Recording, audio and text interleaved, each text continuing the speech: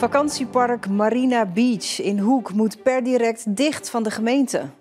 Marina Beach was al jaren een vakantiepark vol zorgen. Met gedoe met illegale bewoners, klagende campinggasten, slechte recensies en rechtszaken. En verder in deze uitzending. Jonge kickboxers nu al naar Japan. En een zeldzame vondst in een eierdoosje.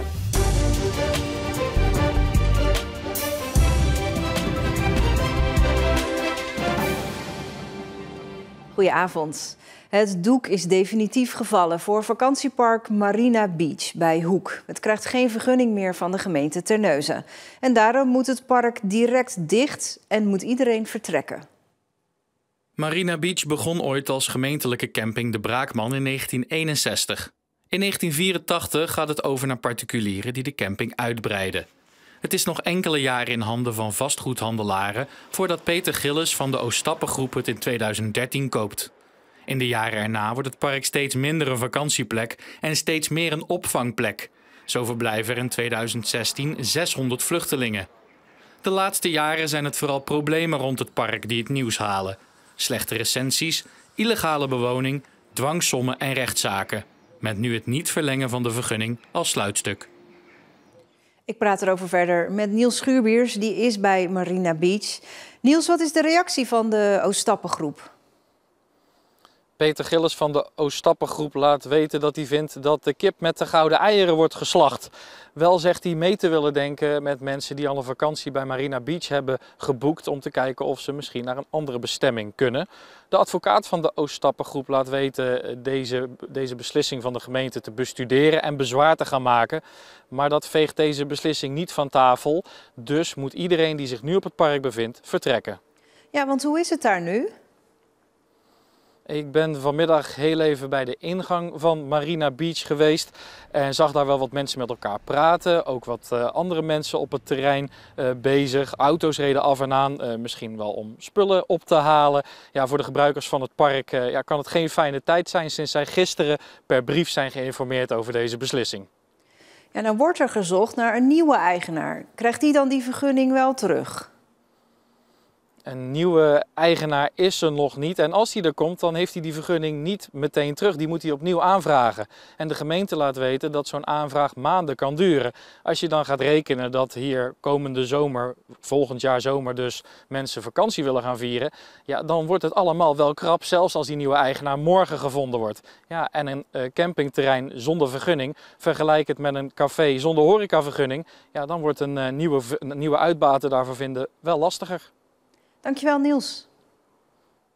Zeeland gaat een belangrijk politiek jaar tegemoet. Met de Kamerverkiezingen in oktober en de gemeenteraadsverkiezingen in maart. Er moeten door het nieuwe kabinet en de gemeenteraden belangrijke knopen worden doorgehakt voor Zeeland. Van verkiezingskoorts lijkt nog niet echt sprake. Maar over 2 maanden gaan we al naar de stembus voor de Tweede Kamer. Veel mensen hopen dat het nieuwe kabinet nou echt eens wat knopen gaat doorhakken. Bijvoorbeeld over stikstof. Dat gaat niet alleen over de boeren, het gaat bijvoorbeeld ook over woningbouwprojecten. Want ook in Zeeland liggen er nu projecten stil.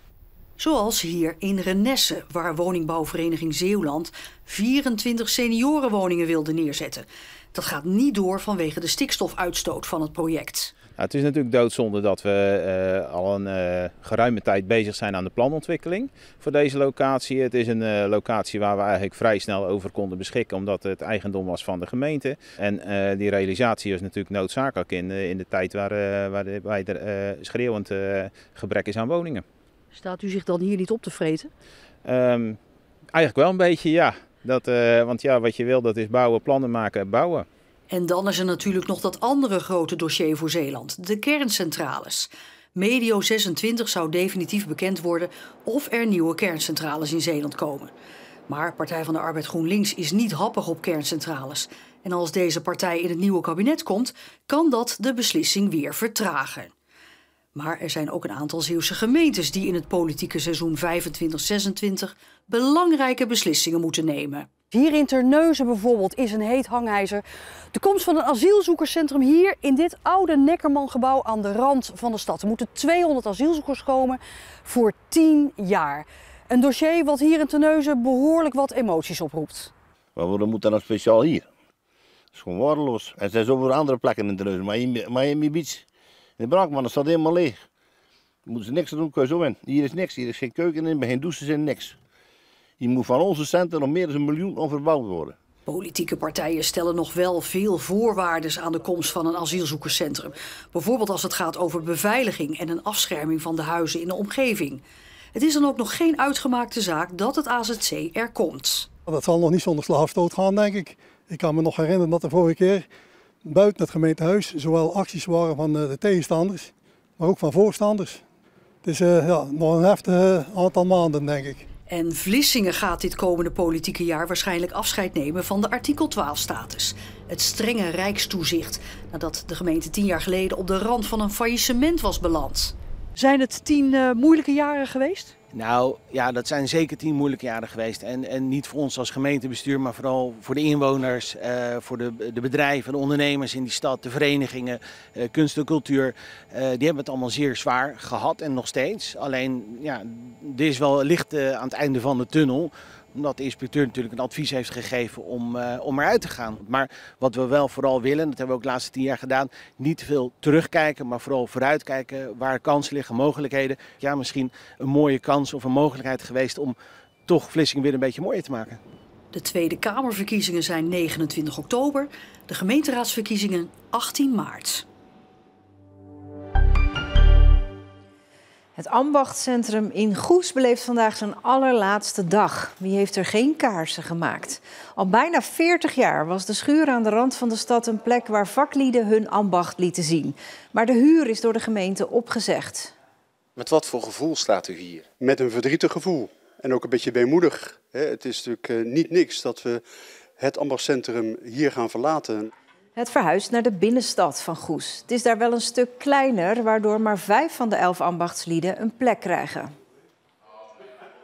Op dit moment zijn we hard bezig om ook na te denken over de toekomst van het Ambachtcentrum. Dat alles, dat brengen we nu in kaart en dat geven we vorm op een manier die ook echt voor de komende, misschien ook weer voor de komende 40 jaar weer staat. Aanstaande zaterdag wordt het interieur verkocht en dan is het Ambachtcentrum op deze plek geschiedenis. Toen Bianca Plune uit Kamperland van de week in de supermarkt een doosje eieren kocht, zat daar tot haar verbazing een rond ei in. Ik heb wel eens een groot ei gehad of een ei met een andere vorm, maar nog nooit rond. Dus ik denk, ik ga dat googelen. In mijn zoektocht kwam ik erachter dat het redelijk zeldzaam is. Daar stond bij een kans op 1 miljard. Maar lijkt me dat een beetje overdreven. Misschien is het wel het gouden ei. Want in Engeland is pas geleden zo'n rond ei geveild voor €240. Mocht er interesse zijn, wil ook Bianca haar vondst best verkopen. Maar 1 ding gaat ze sowieso niet doen. Ik ga het niet opeten. Nu is natuurlijk de grote vraag, want iemand anders vroeg dat ook al, of er een eidooier in zit. Dat weet ik nog steeds niet. Dat wil ze nog gaan onderzoeken. Voorlopig gebruikt ze de pingpongbal als foto-object. Terwijl topkickbokser Tian de Vries uit Borselen zich in Japan opmaakt voor zijn volgende wedstrijd, wordt in datzelfde land een nieuwe generatie Zeeuwse kickboksers klaargestoomd om hem op te volgen. 3 jonge talenten staan in het voorprogramma van de Vries. Een kennismaking met 2 van hen, die het toch wel spannend vinden. Een kickbokswedstrijd duizenden kilometers van huis. Sowieso het vliegen. Ja, 16 uur, ja, dat is echt wel echt lang. Ik weet niet of ik zo lang kan stilzitten. Ik ben Diablo Scheffers, ik ben 15 jaar oud. Ik ga heel vaak met de vliegtuig. Eigenlijk ieder jaar 1 of 2 keer. Hallo, ik ben Branko Vrije, ik ben 14 jaar oud. Ja, Japan is toch wel een andere koek, laat ik het zo maar zeggen. Dat is echt bijna de andere kant van de wereld. Een middelbare schooldiploma hebben Diablo Scheffers en Branko Verheijen nog niet. Een uitnodiging om in Japan te komen kickboksen wel. De jonge Zeeuws-Vlaamse kickboksers vechten komend weekend ver van huis een partij in Tokio. Een unicum volgens vader, coach en initiatiefnemer Luc Verheijen. Het is niet alleen bijzonder dat ze van mijn gym naar Japan gaan, op de jonge leeftijd. Ook van Nederland en Europa. Ik denk dat het de eerste keer is dat er zo'n team naar Japan afreist om daarvoor in Japan te vechten. Dat denk ik echt. Mijn tegenstander is geen pannenkoek, dat weet ik wel. Hij heeft al meer dan dubbele partij als mij gedaan. Dus het zal geen pannenkoek zijn. Ze staan gewoon tegen hele goede jongens. Hele goede jongens. De beste van Japan gaan ze staan. Dus ja, het is geen Alice in Wonderland. Dat verwacht ik niet. Nee, en ben jij een pannenkoek? Nee, dat sowieso niet. Nee, maar... Anders mocht ik niet naar Japan. En zo is het maar net. Voor beide jongens staat een groot deel van hun leven in het teken van de vechtsport. 5 à 6 keer per week staan ze in de ring. Toen ik 3 was, heb ik eerst judo gedaan, tot ik 7 was. En toen ik daarmee was gestopt, toen was ik echt volledig gaan kickboksen en toen was niks meer anders gedaan. Het is gewoon echt mijn leven. Ja, het is het belangrijkste wat er is voor mij. Ik wil later ook gewoon echt wereldkampioen worden. Mijn geld ermee verdienen. Branko en Diablo dromen beide van een carrière als professioneel kickbokser. De trip naar Japan wordt misschien wel de eerste van velen. En zo niet, dan is het hoe dan ook een onvergetelijke, eenmalige ervaring. En het mooie van het kickboksen is ook het avontuur. Het is niet maar het kickboksen en het winnen. Het winnen is natuurlijk heel mooi. Maar ook het reizen. Ik kan in het vliegtuig, ik kan in het buitenland vechten. En ik weet dat België is ook buitenland, maar Japan is toch net iets, en dat is ook iets mysterieus, vind ik, in Japan. Vissen, sowieso de kooivissen, dat vind ik prachtig. Daar kan ik uren naar kijken. En vooral ook die collectibles allemaal, snap je? Nee. Pokémon kaarten en zulke poppetjes, ja, dat vind ik prachtig om te zien allemaal. En ja, noedels, dat is voor mij, dat is hier. Dat is echt mijn favoriet. En als ook hier gaan ze groeien mentaal. Ook natuurlijk wel ze goed voor de dag komen. Trainen keihard voor. Dus we gaan het zien. We geloven we zullen voorbereid zijn dat we naar daar gaan. Diablo Scheffers, Branko Verheijen en ook Vince Stokkerman komen zaterdag in actie in Japan op het gala van Legend. En de partij van meervoudig wereldkampioen Tian de Vries is daar dus het hoofdnummer. 23 à 24 graden vandaag. Het was vooral bewolkt, maar ook wel perioden met zon. De meeste plaatsen hielden het droog. Morgenochtend buien. In de middag wordt het droger met wat meer zon. En dan tot slot, Tarzan en de Beach Waiters gaan naar het Regio Songfestival namens Zeeland met het nummer Buitenbenen. Dat was al bekend, maar nu is ook de videoclip klaar. Hier een stukje daarvan om alvast in de stemming te komen.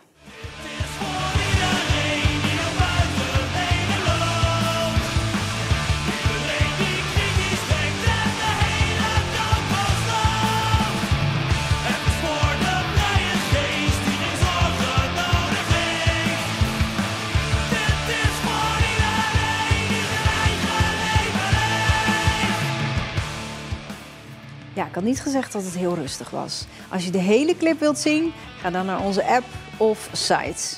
En daarmee zijn we aan het einde van deze Zeeland Nu. Een hele fijne avond, ook voor alle buitenbenen.